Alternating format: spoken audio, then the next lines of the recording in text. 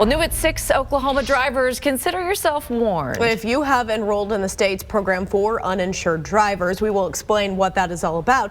You have days to get insurance or you could face some criminal charges. Yeah, Fox 23's Amy Hybels joins us live from the road to explain how this all works. Amy.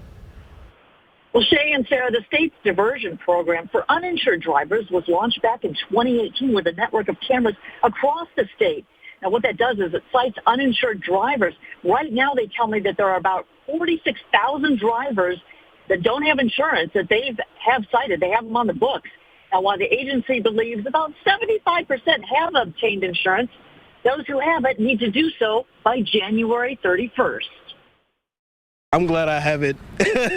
Sid Burnett says he pays a lot for auto insurance, but he knows drivers who don't. I know quite a few people, people just do what they want to do, make their own decisions. They know the roads, so it's kind of easy to avoid cop routes and everything. Beginning January 31st, uninsured drivers who have signed up for the state's diversion program need to make sure they've acquired insurance. If they're caught on one of the state's 75 cameras without it, they could face criminal prosecution. But now for these people that are not keeping up their end of the pre-charging bargain, we're going to move into the charging phase. Amanda Arnold Couch is the director of the state's diversion program. She has firsthand experience with a headache of being hit by an uninsured driver. Thankfully, she had coverage for that, but it was still a hassle. The benefit to having all drivers insured in that situation is just it cuts down on a lot of headache and frustration and maybe having to wait to get your car fixed or your medical bills paid. She says if you're a program participant and you do get a notice, you need to act on it. If you got a notice,